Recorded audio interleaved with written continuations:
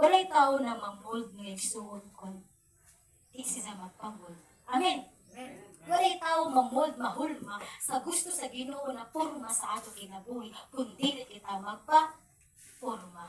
Amen. In other words, may igsoon, dili kita mausab kung dili kita magpausab.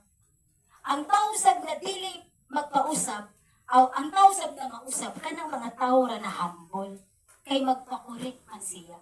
Tanang mga correction, receive. Hangtod na mahimo siya, kamo dyan ang pamaagi na pag-mold sa Ginoo sa ato kinabuhi. Mga words sa Ginoo, receive ra kita, receive ato dyan, tagkuhan sa ato kagalingon. Hangtod na na-mold na kita, hangtod na nahimo na kita likeness sa Ginoo. Now sa Genesis mga igsoon, let us create man in our image, di ba? Ang will sa Ginoo, nag-create kita para may sama sa iyang dagway. Ang purpose ato sa kinabuhi, may sama sa iyang dagway mga igsoon. Amen, palakpakan tayo Ginoo. So ang gusto sa Ginoo mga igsoon na magpamold kita. Amen?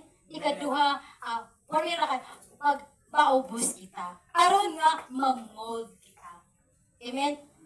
Kumusta ang blessing na madawat nato gikan sa Ginoo. Always ragid kita dumdumon nato John Perry.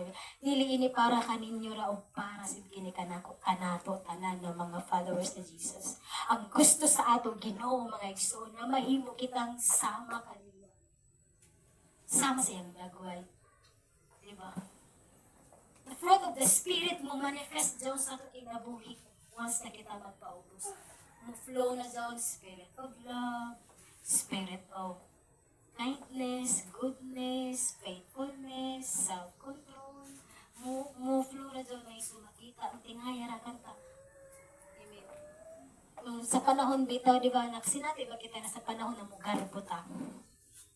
Mga ma-feel na ito, mawala ang presence ni Lord. Amen? So, may nag-experience dyan.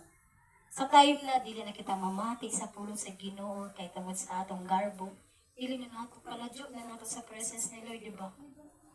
Amen. Makahimo na dayon kita ng dili kahimutan sa Ginoo. Dili na sab kita maka-flow sa presence ni Lord. Tungod di ay ng mga nakababag ng igsoon. Walang dili gusto sa Ginoo na ang mahitabo sa iyang mga katawhan. So, ang tinuod na kaliwat ni Abraham, unsa? Number 1, ilayan ang mga tao na kaliwat ni Abraham kay naa sila'y pagtuo. Nakabaton sila ng pagtuo at tinud-anay. Diya ila pagtuo sa Ginoo. Nagtuo sila sa pulong sa Ginoo. Amen. Isa may diri nagtuo sa Ginoo. Diya ni pagtuo sa Ginoo og nagkinabuhi diha sa pagtuo.